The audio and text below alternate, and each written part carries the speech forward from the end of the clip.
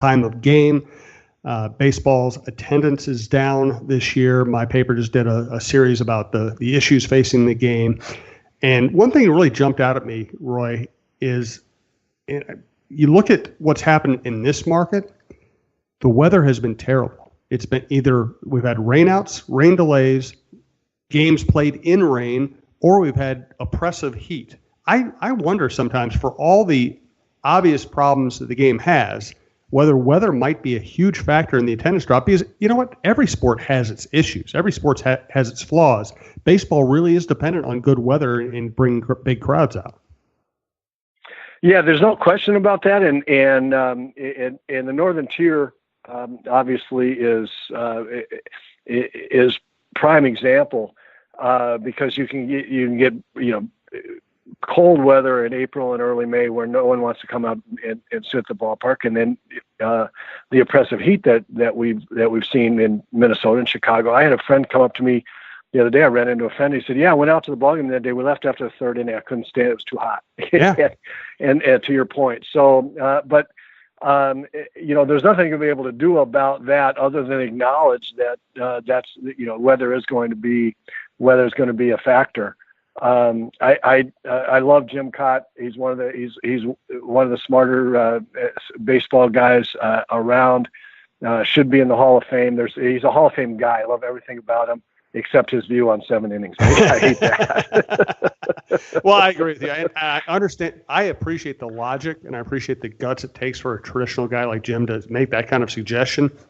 And I don't really honestly, I don't think 7 innings is a realistic proposal. To me, it more speaks to just how desperate some people are to keep the game played in a way that will attract a large audience. And here's the thing: you and I have talked about what you do with roster and having pitchers have to come in for at least 2 batters. We've discussed a lot of things like that. Let's attack this aspect of it. The All-Star game this year was a prime example of the 3 true outcome approach to baseball: strikeout, walk, home run.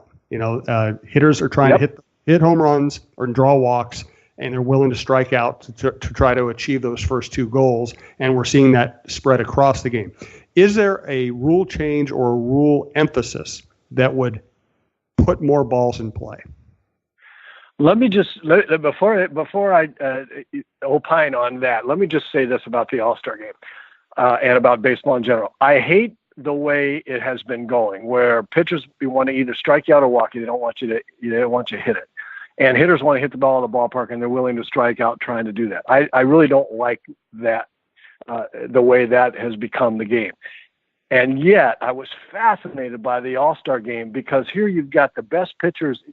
Everybody's throwing 98 miles an hour, and with nasty breaking balls, and the hitters walk up there, and every single hitter look like you've got no chance. This guy is blowing the ball by you, or you got no chance to hit that breaking ball. And for the most part, it happens: strikeout, strikeout, strikeout. And then the next guy there's a walk. Next guy comes up there. He looks like he has no chance. The pitcher makes one mistake and he hits out of the ballpark. And that went on and on and on. Here's the best pitchers and the best hitters. And I thought the battles were fantastic. I mean, I really enjoyed the strikeouts, and I marveled at the home runs, and I thought it was the epitome of what's going on in the game. The problem is that you only get one All-Star game a year, and it was great television and theater because of the caliber of the guys in the game doing the strikeouts and the home runs. Day in and day out, it becomes boring because you don't have that kind of talent. So the pitchers aren't striking guys out nearly so much; they're walking them, and the guys aren't hitting nearly as many home runs; they're striking out more. And I thought that, if you just saw the All-Star game, if you wandered into baseball for the first time and saw the All-Star game, you'd think, man, I want to watch more of this. This is exciting. But when it's not the top players, it's not so much. So I think that I just thought that was really interesting. So how do you put balls in play more often? I frankly think that you have to go to I'm going to do something Jim Cott ish revolutionary that everybody's been talking about, but I think it's the best solution.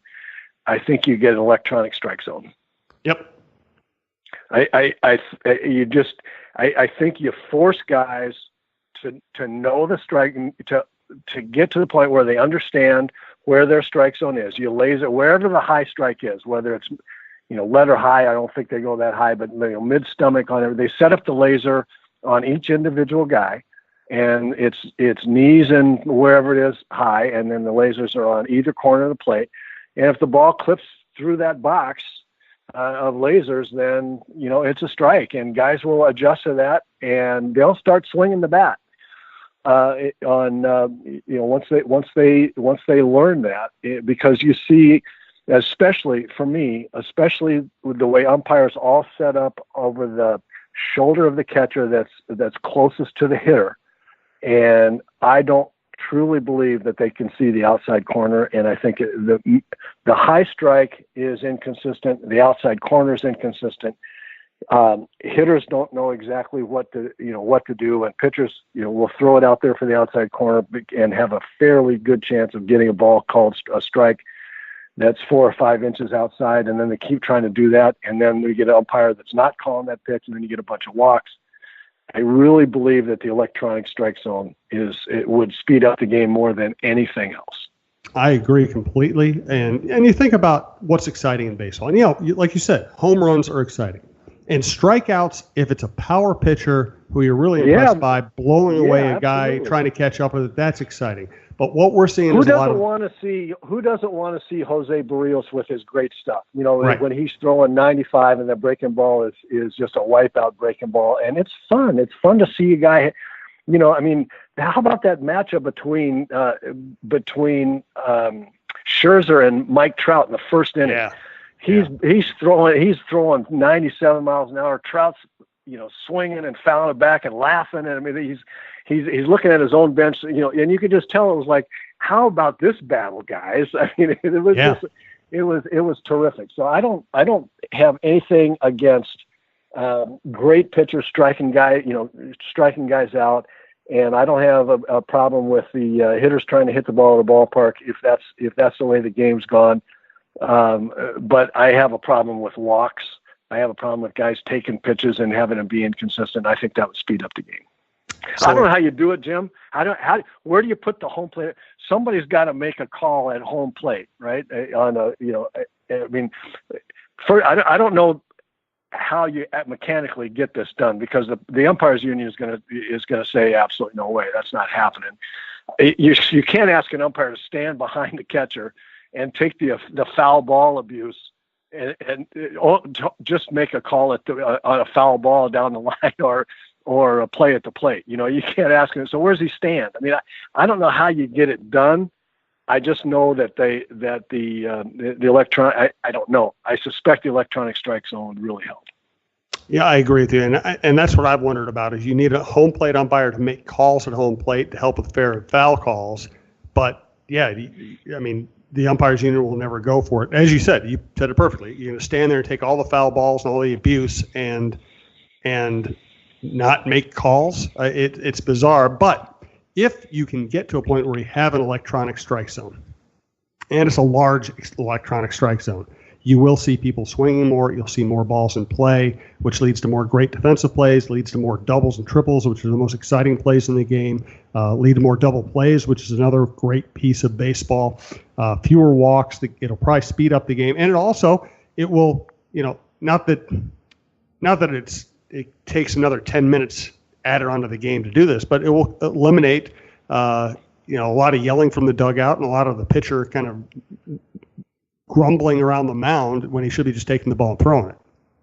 Well, that's why I don't mind. That's exactly right. That's why I don't mind the instant replay, because it even in a long one, it was 2 minutes. The manager Guardy spent 10 minutes on the field arguing a call, and then end up getting thrown out. And I don't think you're really losing a lot of time by the instant replay, as opposed to the argument with the umpires is it was a necessary part of the game. I understood how it happened. As a player, and especially as a manager, you just can't stand guys missing calls. But it's an unseemly part of the deal. I mean, you don't really you need to see grown men, nose to nose, and Earl Weaver spinning his hat around so he can get closer into the umpire's, face, and the bill didn't get in the way, that kind of stuff. You don't really need to see all that. And let's get the call right quickly and move on. And I think that the strike zone, I don't know that for all the reasons we mentioned, I don't know that they would ever be able to do it. But if they did, I think everybody would be amazed at how it improved the ball game. Oh, absolutely. Let's wrap up the show by thanking BerryCoffee.com and asking Roy if you have a musical recommendation or experience you want to share with us. Well, I'm going to go with something that I think I mentioned a long time ago. So we have many, many more listeners to this show since I mentioned this. So thank you to all of you. I'm going to go with, and this is kind of hard to find, but believe me, it's well worth it. There was a band, I don't think they're playing anymore, called Abraxas Pool. And the reason they were called that is because it was old Santana band members. So Greg Rowley, the keyboard player, was there, and Pepe Chiapas, the percussionist, was there. And a long time ago, when Santana first started, Neil Sean of Journey played with the Santana band. And so they formed this group, and they did some songs. They did one album that I thought was kind of cool, but it was just okay. But there was one song that Neil Sean did, and it was a tribute to a jazz guitarist named Gabor Szabo, Szabo, and the song was called Szabo. If you can go find that song on any of the various ways to get music these days, I highly, highly recommend it. It's basically just Neil Sean playing. Starts out just beautiful mellow guitar music, picks up steam a little bit, and midway through the song, he switches to a totally different distortion on his guitar, just rocks it for a while, and then comes back to and finishes the song with the beautiful melodic way that he started. It's just it's maybe my favorite song. It's if you looked up how many times I've listened to any one of 2,000 songs, it would probably lead the list by a long time, by a long shot. And you know what I've been getting into lately? There's a Pandora station it's the Black Crowes Pandora station. I love the Black Crowes. They play a lot of Lynyrd Skynyrd on that, good old Lynyrd Skynyrd on that station. And the other one, Little Feat. I've been listening to a lot of old Little Feat lately, and God, that's great stuff. Yeah, it's great stuff. Good stuff from Roy, as always. Again, download if you can. Email me, jsuhan47@gmail.com if you'd like to sponsor us.